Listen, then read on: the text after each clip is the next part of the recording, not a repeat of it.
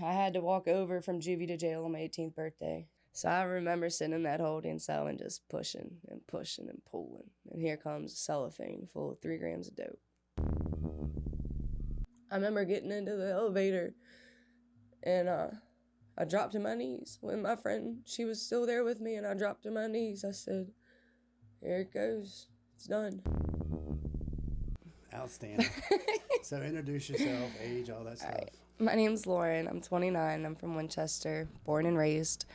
Like I said, I've lived here my whole life. My parents were also born and raised here. If not Winchester, not far out of it. I lived with my parents pretty much full time, my mom and my dad, until I was about 13 years old, until they finally split up for good. My parents were never married, and that was just normal to me. I never expected them to. It was never talked about. No, you're good. When they split up is when I guess things took a turn for me, as they would for any child. Do you think, did mom and dad get remarried? Did they hook up with someone else? No, when they split, finally, I mean, they were on and off my whole childhood from the time I was probably 5 to 10, and then, yeah, I mean, it was normal to me to get off the bus and see my mom's white Explorer packed up with boxes and ask her where we were moving to today. I lived in... Move and come back? Yeah, we out for a week or two trying to set Pop straight for a minute? More than a week. I mean, we would actually get townhouses. Okay. I lived in about 3 different townhouses in Stevens City from the time I was a kid until I was 11. And then when they split up when I was 13, my mother also moved to another townhouse in Stevens City. And, you know, being at 13 years old, you're just trying to figure out what home you want to be at. Right. Or where you belong, yeah. What's secure. And I didn't know what was secure. I mean, both of my parents loved me. Both of my parents would do anything in the world for me. I knew I was always safe, but it was just a lot going on. And I always remember thinking to myself, is that what it's going to be like for me as an adult? And I guess it kind of was. I guess I lived the fast life. I grew up too quick. And so as far as struggling as a kid, like y'all didn't struggle for money or food. It was just the attention, the drama, the constant. Right. I had everything a child could want. I had the new 4-wheelers. I had the pool. I had the trampoline. I had the clothes. You know, I could go to the mall with my friends and go shopping. And right. So it wasn't about money. Not at all. Because everybody thinks money's going to make everything great, right? It doesn't. I mean, and I still have a problem with money till this day. I'm 29 years old.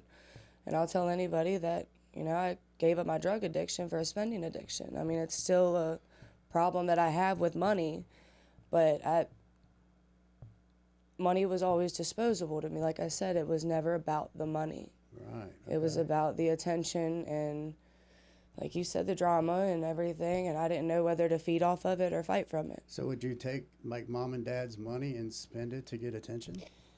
Oh, yeah. I mean, I would, you know, I was the friend that anybody could come up to, and, you know, they could come over and hang out at my house. And, you know, my dad, it was nothing for my dad to take us to the mall and give my friend money and give me money. And, you know, I like to say that, I mean, I know I had fake friends. I know that I thought I was very, very popular in high school and stuff, and looking back, there's a lot of people that see me now and, oh, where have you been? I've been right here. Right.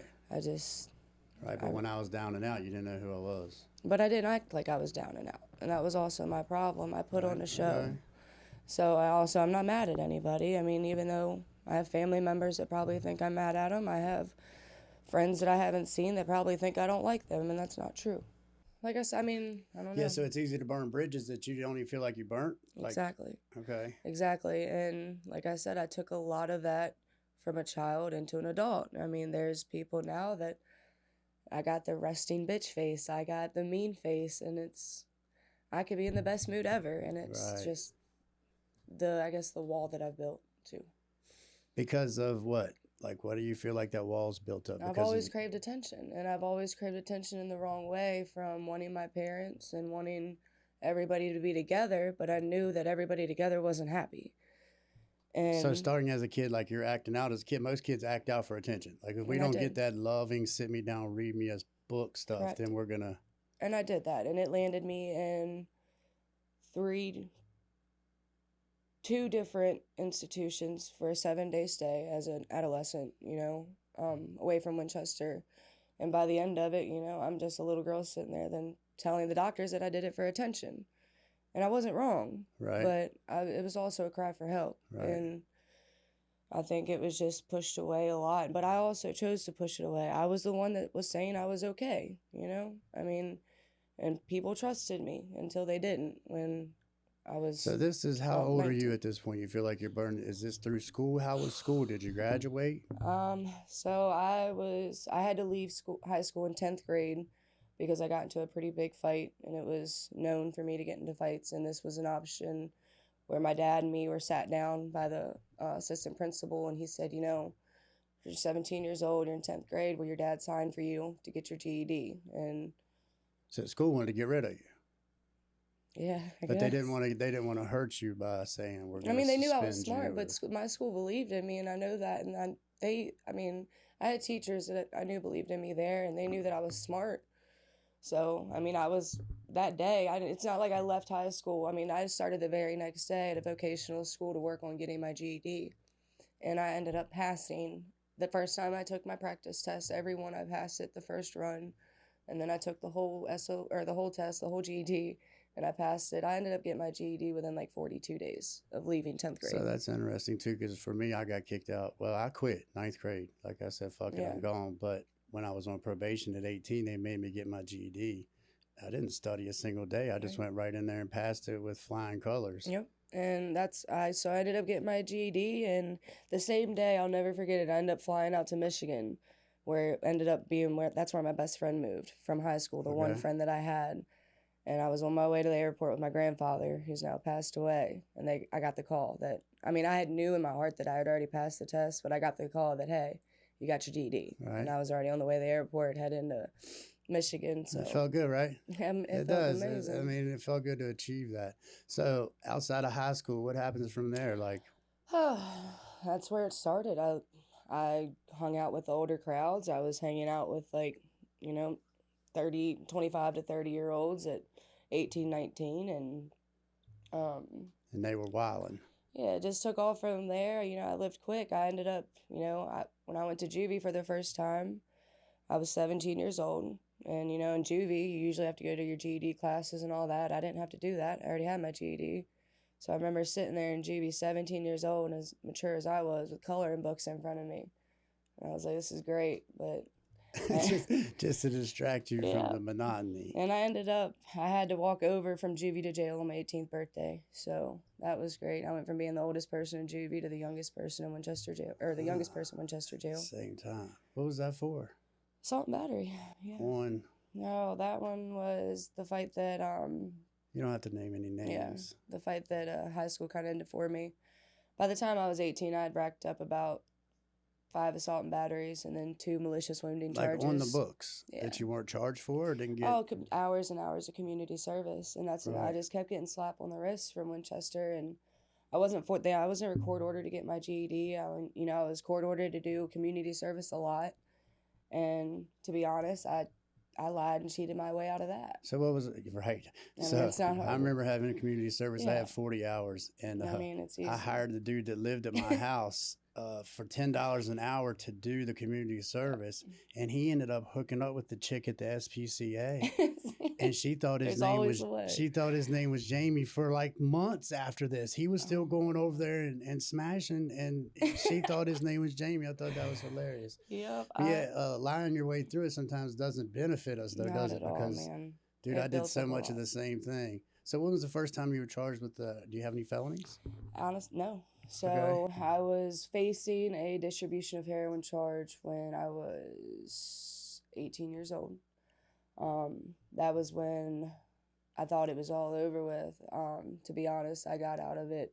I don't know. So distribution of heroin, take me through that. What happened there? So we were on the way back, and I was with my child's father at the time. And he had got a call to, meet somebody, drop some shit off. And I just remember being so out of it, high in the front seat. I wasn't saying a word. And come back into Winchester. We meet the dude at the store, and mind you, this whole time I'm in the front seat. He comes in the back of the seat, does the deal, gets out of the car, and I remember my baby dad handed me the $100 bill that he just got to go in the store and get cigarettes with. So I get the $100 bill, I go in the store. I'm literally buying a pack of cigarettes, and there's 2 registers up front. And I look, and there's a cop right beside me buying something else. And once again, I'm fucking out of my mind high. I don't give a fuck. You can't tell me shit. It ain't illegal to get high. That's what I used to say. Okay. So get my cigarettes, get back in the car. We start going down the road a little bit. We turn off the road. Next thing you know, I see a black SUV in the median.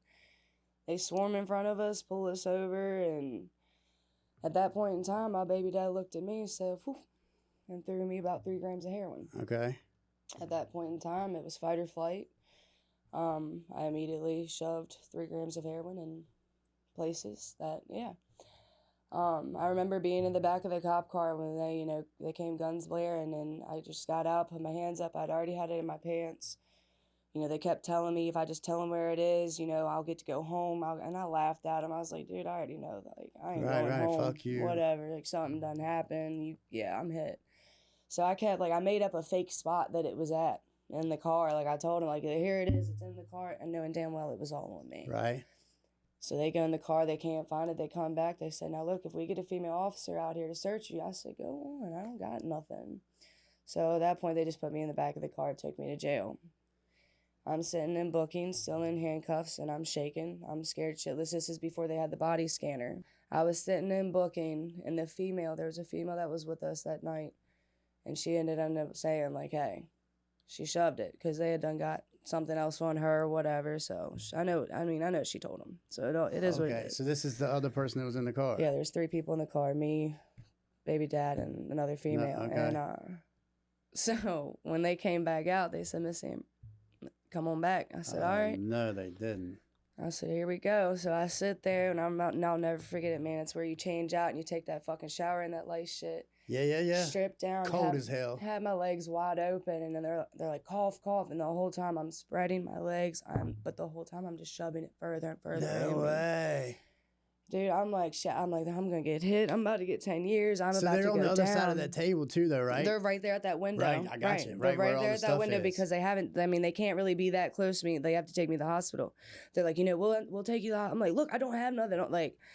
So they set me back out there, dude, and like I'll never forget it. My baby dad looks at me. He goes, I said, what? I said, I don't have nothing. And that motherfucker just went white. He's like, how the fuck? I was like, so they put us in 2 separate cells. They put me in a cell with a camera. I'm not fucking stupid. I went there and went to fucking sleep. Then they come back. He ends up getting a smaller bond. They come back. They hit me with like a $50,000 bond. Because I was on probation for an assault and battery at the time, Okay.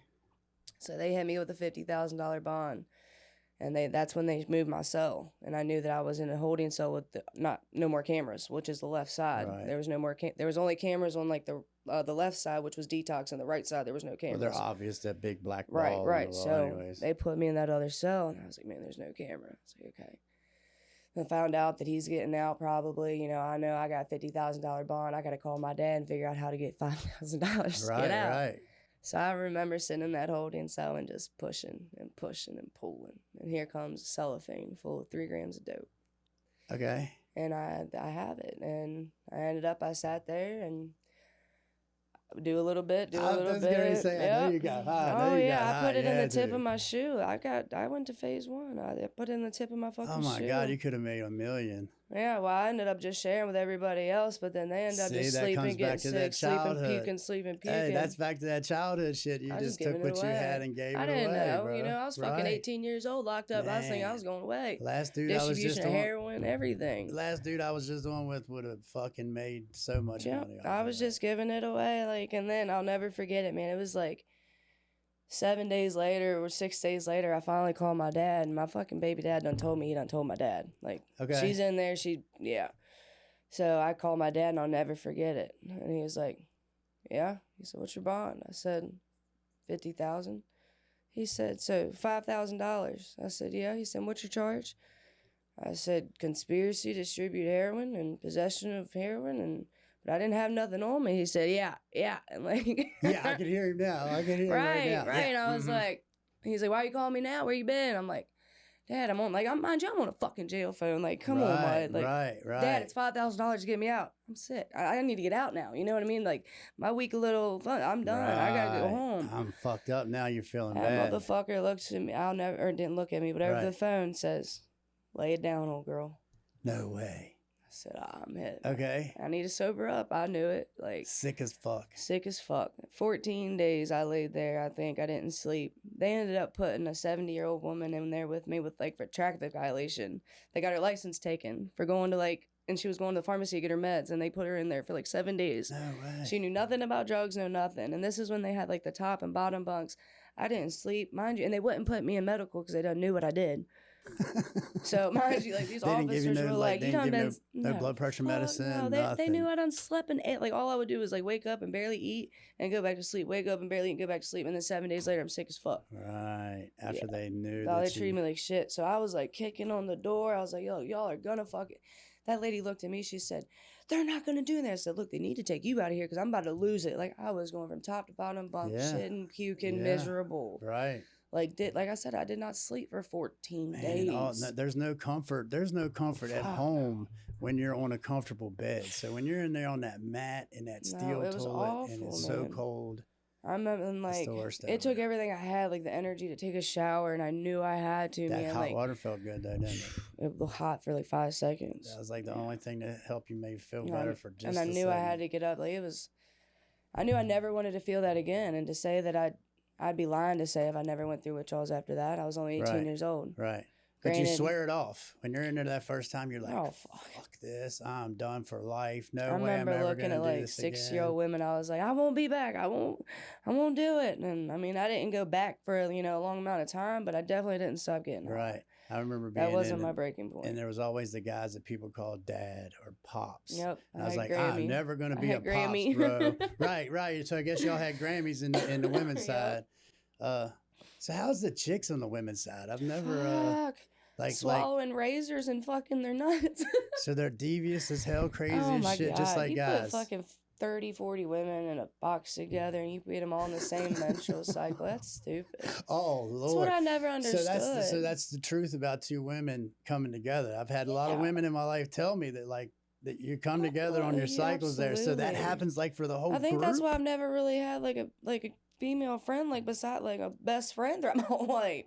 Yeah, bitches are crazy. I mean, I'm one of them. And go nuts, right? Absolutely. But like I remember calling my dad and shit in jail, like, yeah, this whole shit don't make no sense. Why would you put this many women in? I don't get it. Like even when I went to rehab, I went to an all women's facility when I ended up going to rehab, but that was a little bit better. I went to a nice rehab, but still. So you see any fights? You see girls fight? I mean, there was, but no, they were just mainly, I had the Seroquel crazy pod and the one older lady that would eat a razor and then just to get sent out to the hospital and yeah, I don't know. And then the fights over Kool-Aid packets and food and doubling up on people. How about relationships? Oh my God. Gay for this day. Yeah. So just like even chicks that are, because the guys do the same thing, man. You know what I mean? They're fucking straight as can be on the street. Even when I had to do like a little weekend for another assault and battery. Yeah, about 2 years ago. But even then, there was like women in there that I remember from back then that are in there again for like 30, 60 days, whatever. And they're just, they're straight as hell on the outside. But when they get on the inside, they're bored. I mean, I get it. Crave relationships. I get the boredom. And I guess that's just a line that some people can cross that I don't. And I guess it's different with females because when they come out, it's different when you say, hey, I fucked a woman rather than I'm a dude and fucked a dude. Yeah, I guess. Lesbians have a different. I guess if that follows you out of the jail from word of mouth, a guy would be more destroyed than a woman. Yeah, absolutely. So yeah, that makes sense. Okay, so take us from there. Rehab. You go from that jail to rehab, what happens from that point? Oh, so I mean that time when I got out of jail, the only way I got out of jail, I'll never forget it. I ended up doing it was like 4 months. A little less or something, and I kept getting a bond reduction, or I wanted a bond reduction hearing. We kept putting in for it, and finally I put in for it and I got it. And we go to court. Well, before we go to court, my dad came to visit me in jail. And he, we knew about the bond reduction hearing, knew it'd probably get down to like 10 grand, he'd have to pay $1,000 to get me out. And we were in visitation, and I remember, my dad saying that he was going to a go-kart race that weekend, but it was out of state. And I was like, well, I want to go. And he was like, well, old girl, if you get out, you're probably not going to be able to leave the state, leave the county, you're going to be on some stipulations. I was like, well, fuck. I didn't say no more about it. And then, we ended up going to court 2 days later, whatever it was. They lowered my bond to $10,000. The DA didn't want to do it. Finally, they did. It came down to $10,000. And I remember sitting up there, in my jumpsuit and everything. And I look back. I look at my dad in the in the seats in the courthouse. And I just look at him. And once they say $10,000, I remember him shaking his head. Yeah. All right, I got you. All right, I'm coming home. So why not the $5,000? He didn't want to put $5,000 up because you said earlier that he was wondering where you was at. So he figured you was going to bolt. He knew that, I was on dope. He knew that this was my chance to get me clean. He knew that I was already running in and out of his house at 9:30, 10 o'clock in the morning. Though, man. That's a good dad thing. Man. My you can't be mad at him Civic. for that. Right. My dad bought me my first car, and I was ripping and running to Baltimore 2 times a day if I had to. And that was when I was 17 years old. So, my dad knew that I needed to be there. Definitely. And I understood that. The only things that ever straightened me out. Like, I very rarely got straight without going to jail. And, but like I said, jail isn't what did it for me. It definitely scared me to never, But I don't think I ever went back to Baltimore. I can honestly say that. After I got out and everything like that, I never was going down to get 5 grams or 10 grams of dope anymore. Like, that stopped. What year was this? 2011. So 03 I went in, 09 I came out. Yeah. So yeah, it was like 11 or 12. Yep, because that's the year I should have technically graduated, but I'm already on the streets of Baltimore. But it was real dope. Like that's when they had scrambled caps. So I wouldn't even get scrambled caps. Like I was going down. I liked the raw. I had track marks. I wore sweatshirts, and there's still marks on me that you see to this day. But I did the raw, I guess, clean heroin, for what you would call it. And yeah, I always wanted it too, though. I understand that. That's what I was shot for. If you couldn't find it, you'd settle. Right. But then when I got out of it and I see this fentanyl shit, I'm like, what in the world? I remember going scary. Like I was still dipping and dabbling in cocaine, and this was about 6 years ago or something, or 5 years ago, and I remember seeing, somebody that was, shooting up this, scramble caps, but their skin was like eaten from the outside in and or from the inside out, and I was like, what's going on? Ooh. And then I find out that everybody's fiending for this fake fentanyl scrambled dope, and it was never. I've overdosed 16 times, okay? It got to the point where if I shot up around anybody, they knew that I was going to start saying the ABCs, and if I started going like this and fishing out to get me in a tub. You had a safe word. Oh, yeah, I was singing the ABCs, and they knew it. So, damn, 16 times, bro. So that was, so when I say I didn't stop all after that jail. Fentanyl or no, different? I never did fentanyl. So my thing was, I shot up clean heroin, and when I stopped doing heroin, when I got out of jail and all that, there was a stint where I went on the run for about 8-9 months, and I ran down to Georgia, where my child's father had already ran down to. He had already left me and my daughter, whatever, went down there. He was on the run. He was facing time for that charge that, I was just telling you about. Still, okay. Yeah, so he left, and some shit happened with me. They came after me. I was still using. My daughter was 9 months old at the time. And this is when they realized that, I'd relapsed, whatever. Came back, and child support, or DCSC, came to my door and wanted a drug test. I was like, fuck it, I'll take a drug test for you, whatever. Well, I didn't think nothing of it. I go, and I fail for morphine, opiates, marijuana. I fail for everything under the sun, and I just think that, I can say, I went to the dentist a little bit ago, and they gave me some hydros. Once again, just lying about every fucking thing. I did all the same things too. Kept that one prescription bottle for a year just so you could say I just took one of these pills the other day. Yep. And it didn't fucking work. So that day, they ended up making a safety plan with my daughter. And I just so happened to have a friend of mine at the house that day when they came and did that drug test. And I was like, all right, we'll put her on it. And all it said was she had to be around me 24/7, me and my daughter.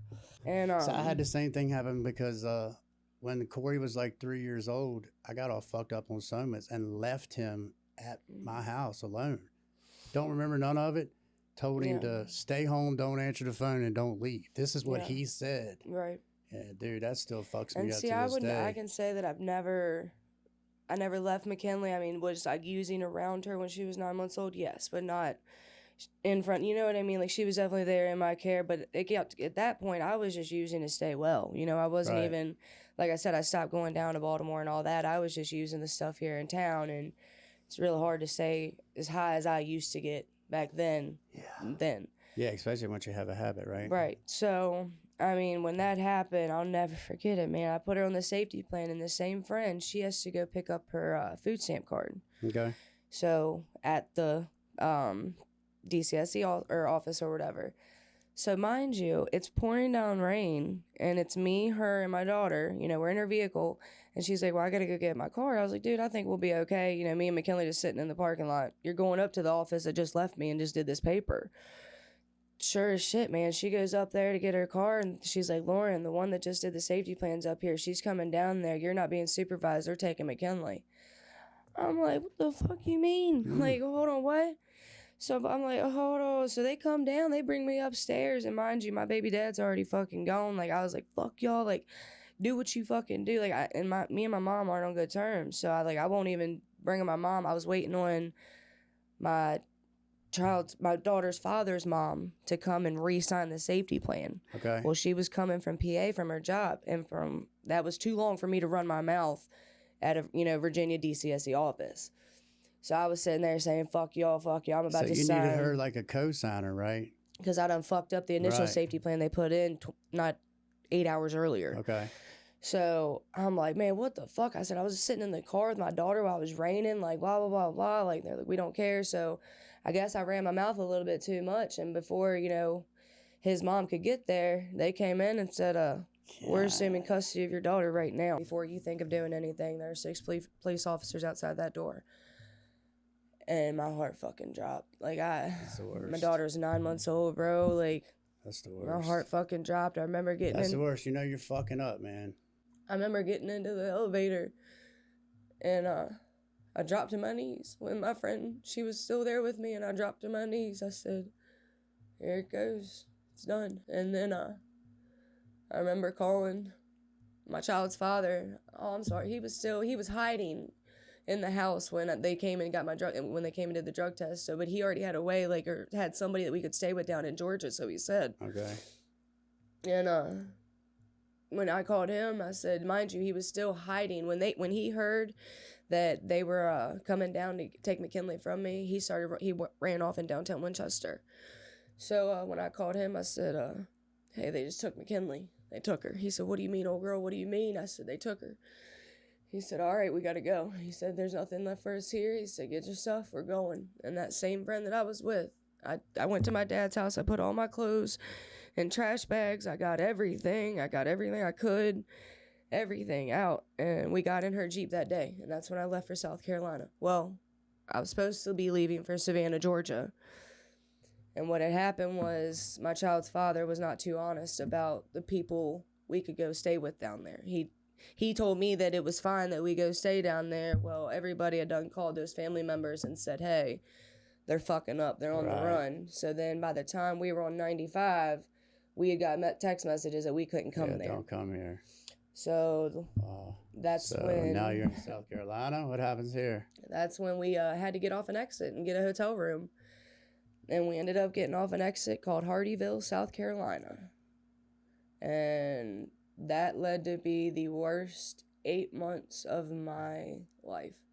Granted, I didn't do heroin down there. I got off heroin, but I developed a fucking hefty shooting cocaine and shooting crack cocaine addiction. Jesus. And smoking crack. And that's like pinning yourself every 10 Bro, minutes. I got involved with the biggest people down there cooking bacon sheets, Pyrex sheets of crack. And at any point in time, I would have the big pill bottle, carrying around with me, 3-4 ounces of fucking crack. I would stay up for 5 days, not be able to hear, talk, listen. I couldn't, like people their mouths were moving and shit. I slept through my fucking 22nd birthday, or my 20th birthday down there.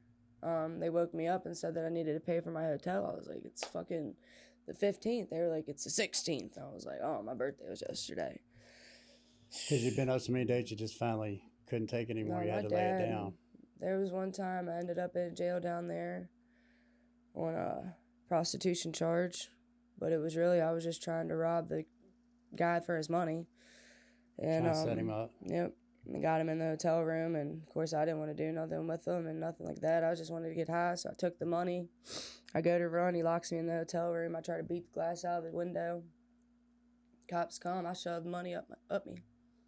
Brought, like, just paper money, I shove it. And the guy knew I did it, and they were arresting him for solicitation.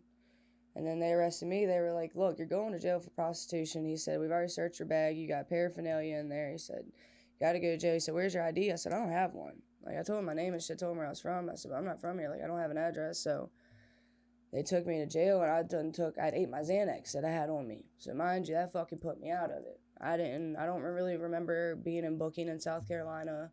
Because you were still chasing when you went to the motel. Yeah, I don't remember a lot of being in booking. I remember being in South Carolina jail, like, what the fuck? I'm never going to get out this bitch. Right.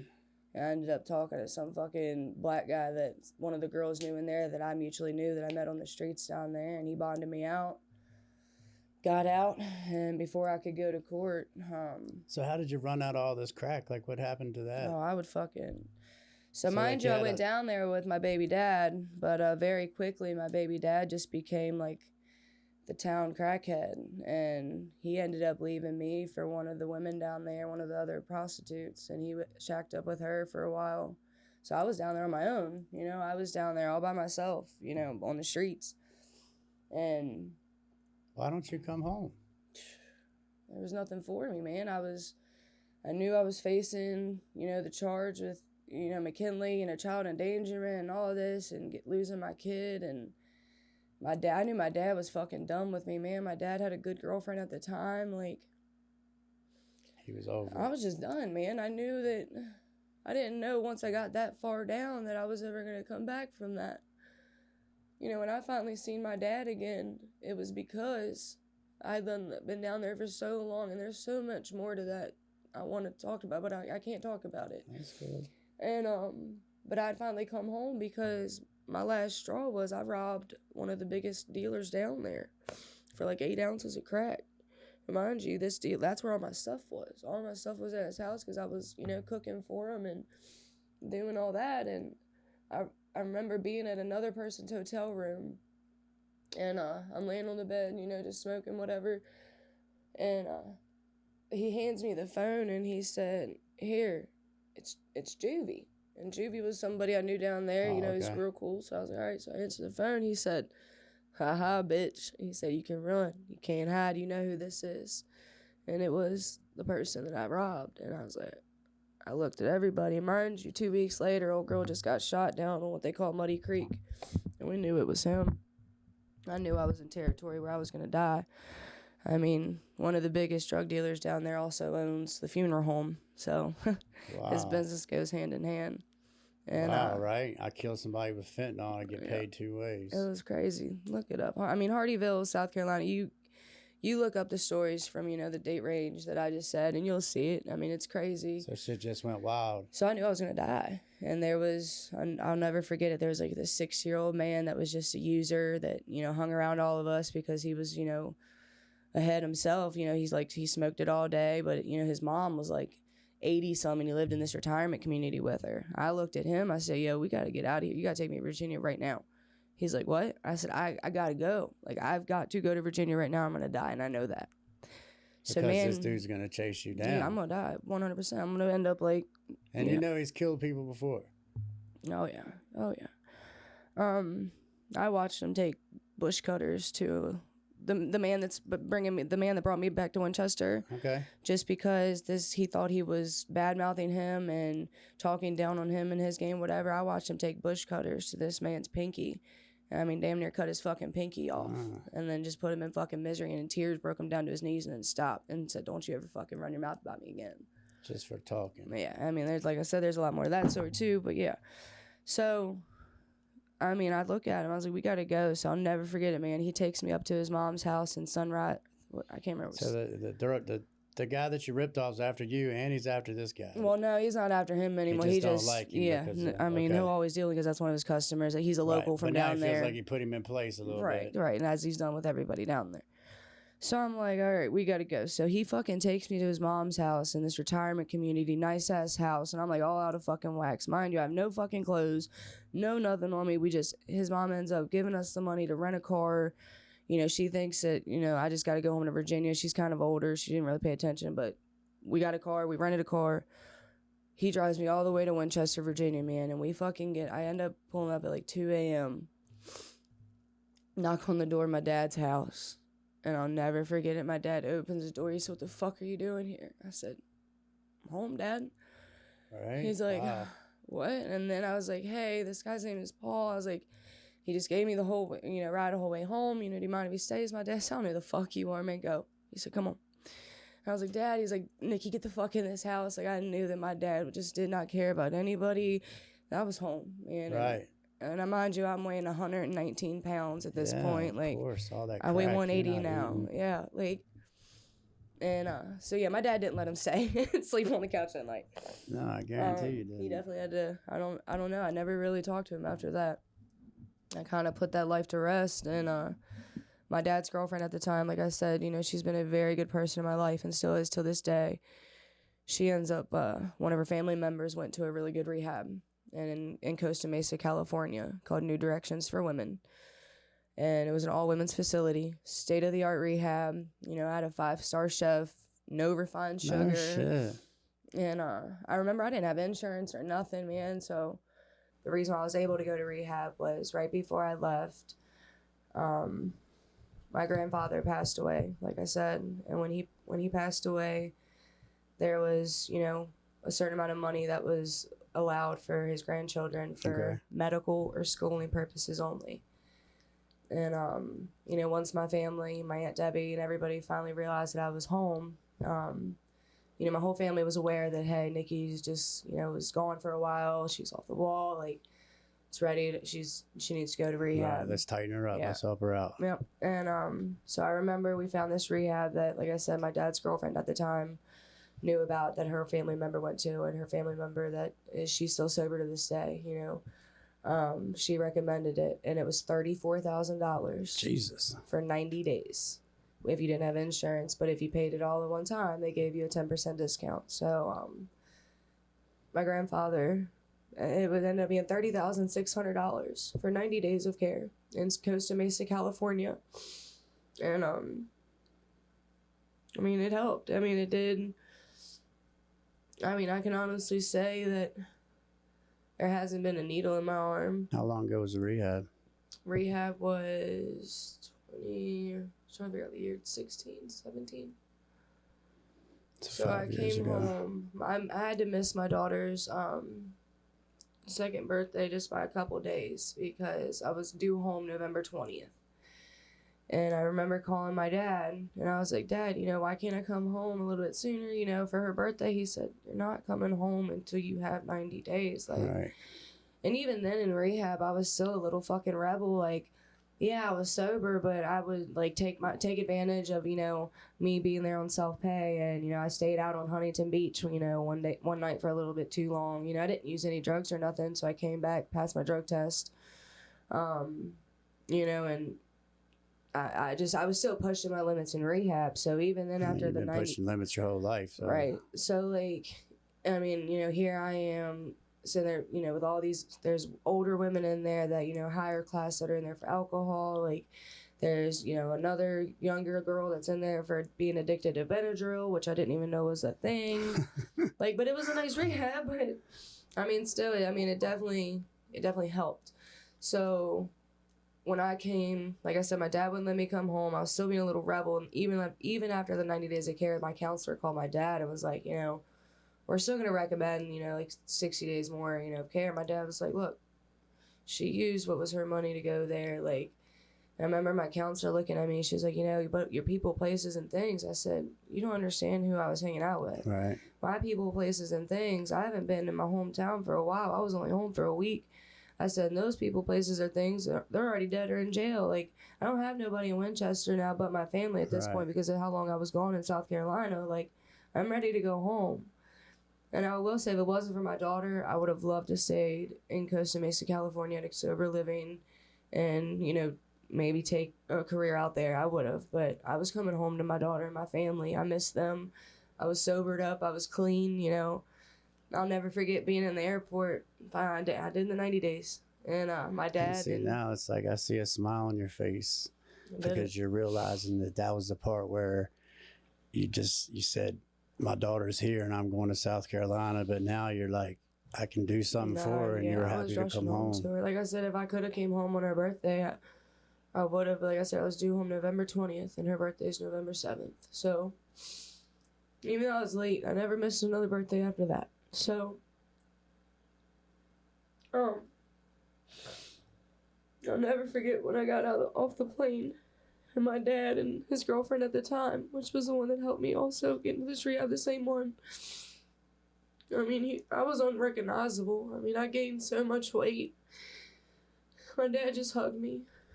He just hugged me. It was the best feeling in the world. Yeah, I know that feeling. To be such a disappointment for so long, and then to actually feel them be nice again and not just shun you because they know you was trying to take them. I know that feeling. And then that night, I got home late. I flew in late, so I ended up, my daughter was still, at my mom's. So I went, my dad was building his house that he lives in now, and, currently, he ended up, when he found out that I went to rehab, the apartment that he was building for himself and his girlfriend at the time to move into before his house was done, he immediately started calling in my apartment. He was sending me updates and videos, and, I remember him sending me the mosaic tiles that he did in the laundry room that he has in my apartment now. And, he did that for me, so that apartment wasn't done yet, so I stayed that night with my dad and his girlfriend at the house that they were staying at the time, so everything was done. And the next morning, I called my mom that night. I was like, Mom, I'm home. Can I see my daughter? She was like, it's late. And I was like, I'll be there to wake her up. Like, my dad will bring me there. Right. And she said, yeah. And you're good, dude. Yeah, you want one of these?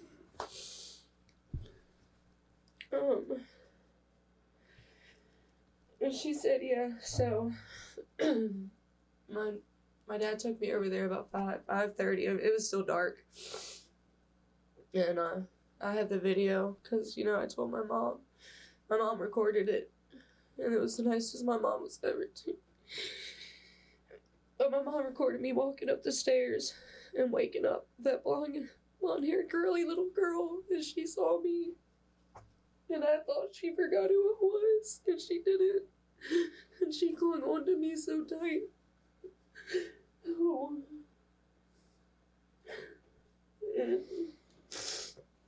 And from that day, I will always say I was never perfect from that day. I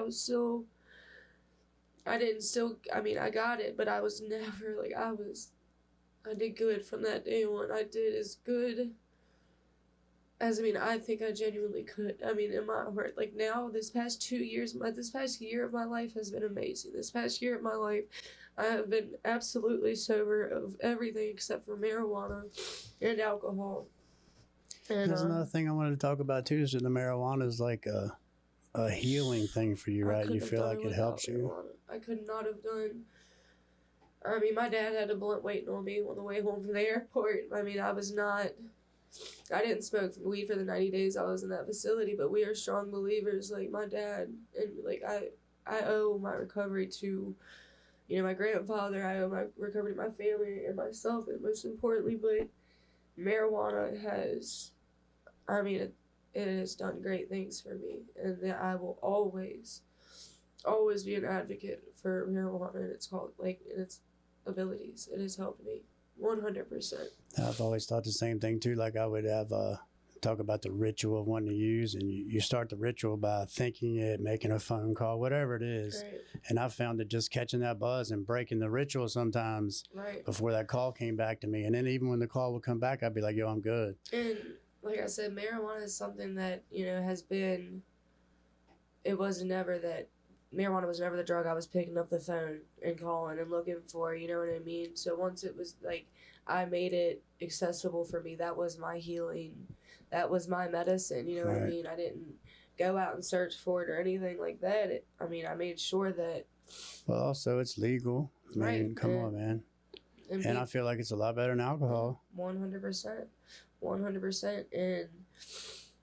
I know people have their feelings on it, and that's fine for them too. Yeah, but of course. As far as I look at it, I was a 119-pound shooting up crack heroin junkie, and I'm not. And yes, I still smoke weed. Say what you want. Everybody's gonna have a vice or two, but I think it also says a lot to the fact that you don't have to be completely clean. I know some people that want to be off of all that other shit and they don't like weed. And that's so it's like not an option for them, man. And that is what it is. But for me, it's an option, dude. It chills me out and helps me focus. My ex, he can't smoke. He could not. He would get panic attacks. That was, but he had to get sober. He's now sober and clean. But marijuana wasn't something he could fall back on. Mm-hmm. So, I've definitely seen it, and I guess it's just different for everybody. Yeah, for sure. But yeah, that's good though, man. So you just got to keep on. I feel like you found your purpose. Definitely. I think life's about purpose. And if you have something to get up for, you have a reason to get up, you have something waiting for you to do whatever it is that you like doing, it makes you get up. And I have a 5-year-old little boy that, didn't necessarily have to go through the movement and, the heartache that my daughter did. My daughter's now 9 years old, and my daughter is very, very mature for 9 years old. To say things are perfect in my life, no. To say that I'm now taking the steps that, my mother has had custody of my daughter since before 2017, full sole legal custody. And for the simple fact of, since I've been sober and clean, and my daughter we've always had an amazing relationship ever since I've came home. Ever since I've came home from California, me and my daughter have a bond that will never be broken. And, I've never been denied time to see my daughter. Have me and my mom gotten along when it comes to time, spending, or, figuring out the time with my daughter? No, not always. Yeah, and co-parenting, that's not always easy. Right. And, but for the fact is, even then, because I've been out of the court system for so long, I haven't had to go to all these court dates. Me having to change the custody situation involves me going back to court. So that scares me. Even though I know I'm doing nothing wrong. So understood. Now, I got a ticket, and I could have beat the ticket, and I didn't even go to court. Right. I just paid it, bro. That's I didn't even want to go in the courthouse. I got a speeding ticket, and I just paid it. It's just like a PTSD thing for me. And I feel you. I will say this past week, have I taken steps that I should have taken probably, 3 or 4 years ago? Yeah. But I took those steps, and I feel more relieved than I have in this past probably week and a half. I've been stressed out in my life. I've had a rough month. I have a career in service advising, and I thought that I was with a company that I was going to be there till the end, and they ended up getting bought out. My boss at that time left, went to another company. It wasn't what it was, so I left. That put me off 2 months in the summer, this past summer, and my son's birthday falling in the middle of that. And, I thought it was over for me. I didn't know where to go. I didn't want to end my service advising career. So I finally found somewhere, and I got on there. I'm happy where I'm at now. I love my job. The people there appreciate me. That means a lot too, though. You get to get up every day and go do something that you don't hate. You don't have to love it, but you can't hate it. Exactly. And I can genuinely say I like what I do, and other people, my work is it's a getaway for me, Just like I was telling you about the apartment that I now live in, that my dad, like, that's my safe spot. Like, those are things that no matter what, like, I didn't have a work ethic, you know. I started my life pretty much when I was 22 years old. I didn't have a fucking job, or, you know, I started over. I started living and trying to be a member of society at 22. After all the craziness. Right, like, because I was nothing. I was nothing before I got clean. So, and I really got to look at it like, sis, you're only 29. It's only been 7 years. So, I know I have a long way to go. And I just know I'm on the right path now. Yeah, man, but, you know, just like that one person said, people, places, things, you're not surrounding yourself with people that are using. It's so much harder to get into that groove of using again. That's what was happening, like, when I said, you know, like, the 2 years ago, I was a bartender before I, you know, started being a service advisor. And that life was not, granted, I wasn't around heroin or people shooting up, or it was still the party scene that I shouldn't have been in. So me losing my bartending job was probably the best thing that ever happened to me. 100%. Right. I needed that 9 to 5. And yes, I've, you know, been to 3 different places within the last probably 4 years, or 4 years being a service advisor. But I can genuinely say, like, now I'm with a company that, you know, they just started this, you know, where they're at now. So, and they are growing. They're still growing. The department that I'm in, you know, it's an amazing department. They have amazing people there. So once I slow down and figure it out that, you know, like I said, I started over at 22. I'm not doing that fucking bad. I'm really not. And people can say what they want. You're on the right path, though, dude. I didn't find your path till I was 45. You know what I mean? So, yeah, you know what I mean? Because I went back and forth. I would do great. I'm on a roller coaster. I'd have all this shit. And then that's actually what my boss currently, you know, he told me the other night. I was like, you know, I don't want to end my career as being, you know, a service advisor. He's like, you were only 29 years old. I didn't start this until I was 35. I was like, okay. And, like, little things like that, I don't have the relationships built back with certain family members that I would like. And, you know, but for right now, I'm buckling down and I'm doing what has to be done. And I have a 5-year-old little boy that loves his mommy. And I have a 9-year-old little girl that adores her mommy and loves her mommy. And that purpose. Just remember that every day. Is there anything else you want to talk about, or? I don't know if I can do it. I feel like, I mean, I'm nobody special, but just do the work. I mean, I went in 90 days. I went to 180 meetings. I went to 2 meetings a day, and I know this shit gets annoying, and the repetition, and the one day at a time, it gets annoying. But just do it. It's worth it. Even though I cry a lot now. I cry a lot now more than I used to because I didn't feel. I mean, I remember my Uncle Bobby when he passed away. He passed away of suicide, and I barely could function. I could barely, like, get myself to cry. And now, you know, my own father might look at me as a crybaby bitch sometimes, but I cry, but it's because I can feel. And even though the shit that you numbed. And even though that I look weak on the outside, I promise I'm not. And weakness. I promise by the time I'm 35 or 40 years old, it's not weakness. It's not weakness to show what you feel.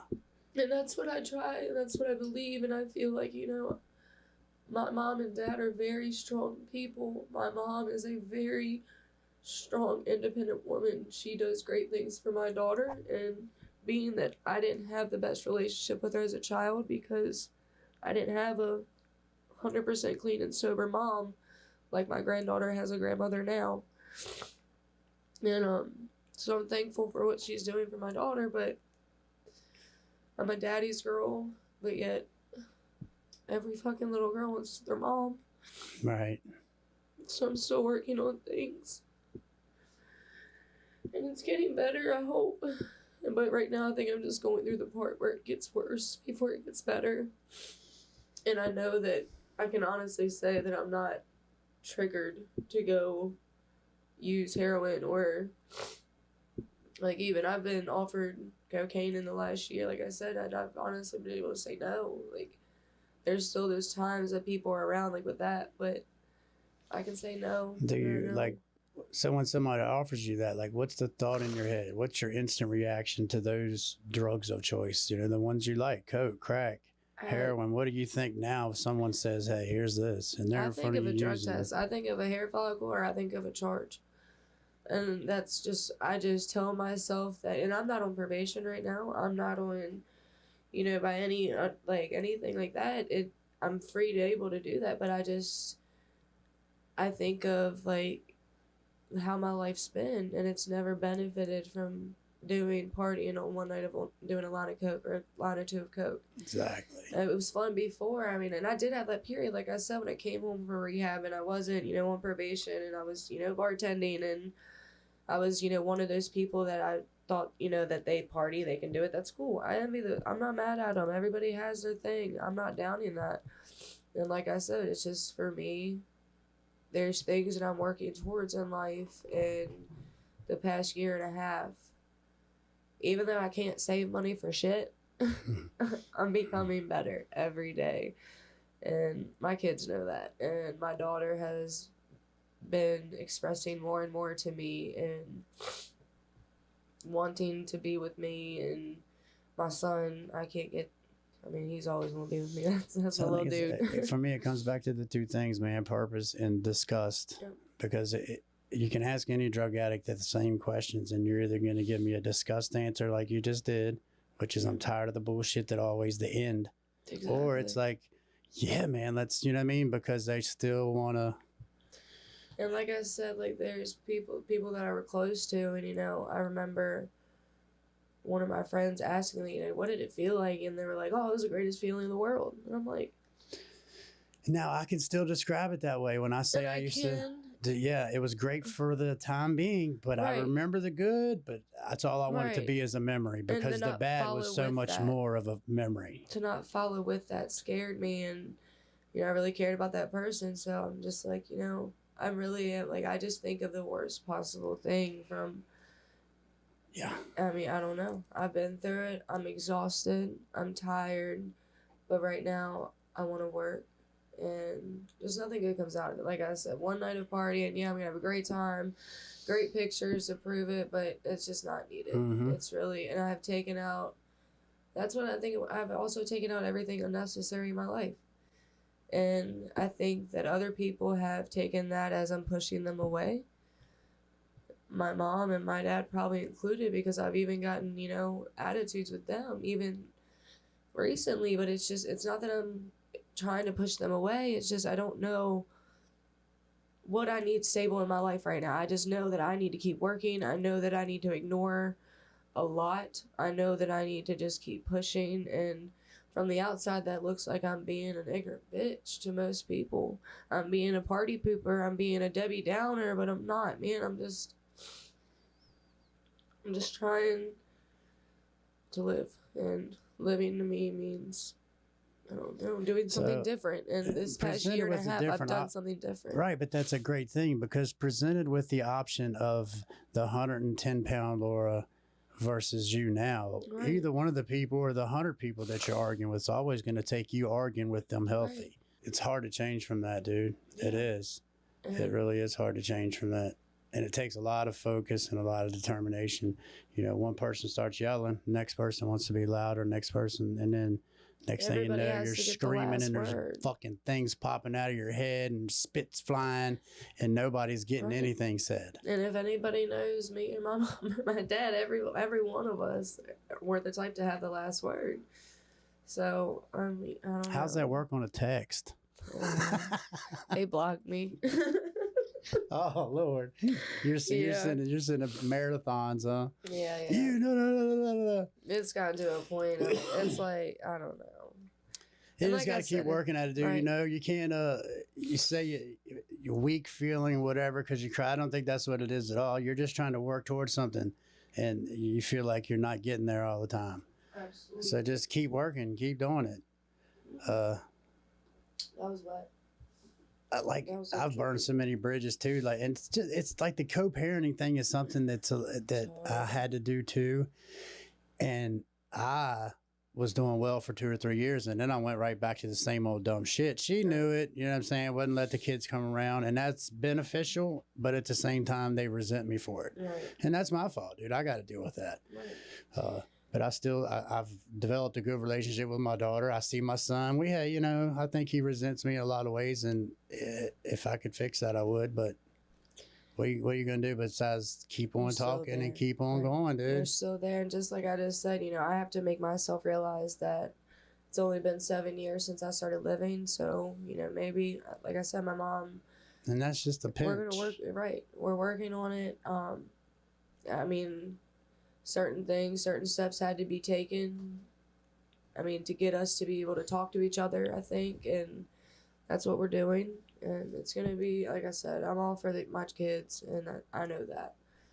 And yeah, find a way to talk to her. Find a way to figure it out where, because no matter what happens with the court and all that kind of stuff, you're still going to be, even if you get 100%, you don't want to take them away because you already expressed that. So you got to figure it out, dude. You got to figure it out. My son's been through things, and I would never keep my son from anybody that loves him, even though there's been, drama with him when he was, younger. But it's just, and my daughter, like I said, she's 9. She realizes now that, hey, mommy is not here to take me from grandma after all that my grandma has done for me. I'm really not.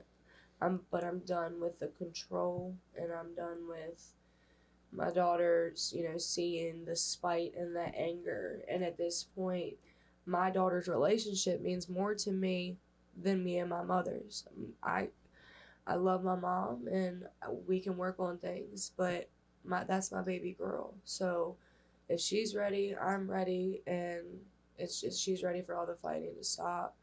I mean, I never thought in a million years I would get a paper saying that I owe my mom so much money, like just because you can, I guess, call and get back child support for and that broke my heart. And I don't want this to be about money. And I hate money no matter how much people, and we can't live without money. I know that. Like, we cannot live without money. I get that. It doesn't matter. It's the root of all evil. Right. It really is. It really is. And I'm just ready for the state to see that she's ready. And I've waited a long time on this, This has been since 2017. This issue has not been brought into court since 2017, and it's ready. I don't know. I'm ready for the next step. And my dad, I think, is my dad. We're all ready. And no, we're not. We're not all ready, but either way, go talk about it, move forward. Yep. And see what happens, man. Make it work. You gotta make it work. There's a lot of people that, can't. There's a lot of family members and, marriages that can't even sit down and talk to each other without, a mediator there. If that's what we need, that's what we need. I believe that's what we need, so. Have you introduced that thought? No. Go do that. Go do that today. What's wrong with it? Why not? What's it going to be? Yes or no? They're going to think you're crazy, and you can drop it any way you want. Just don't be hateful. But as far as going to my mom and doing that, it's just not in the playbooks to ask her for anything right now. So go think about somebody that could mediate, that you respect, that she respects, and then see if you can make something like that happen. Just try to make the communication better.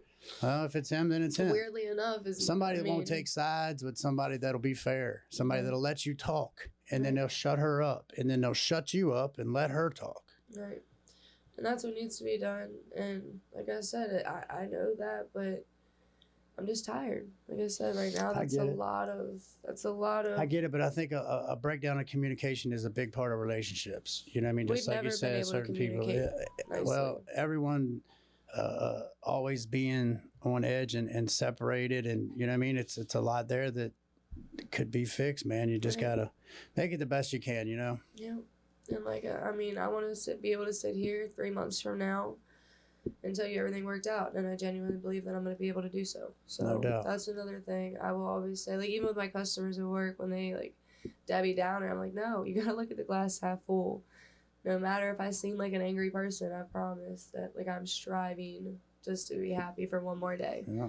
And I know that if I get through one more day, I'm not using and doing what I'm doing, getting up, going to work, I'm on the right path. Right. For sure. I mean, my life used to be a lot. I used to do a lot more in a 24-hour period than I do now. That's another thing that gets me through it. Like, working is nothing. Like, if I can stay up for fucking 5 days, I can stay up for 8 hours to go to work and make money. Yeah, make that money. That's what's up. All right, man. Well, I'm glad you came in. I'm glad you shared this with me. I hope I can put all this together correctly because we almost fell apart in the beginning of this. I have faith in you. All right, dude, you don't want to drop like Facebook, Instagram, nothing like that, do you have? No. I mean, I'm in Winchester. It's a mystery.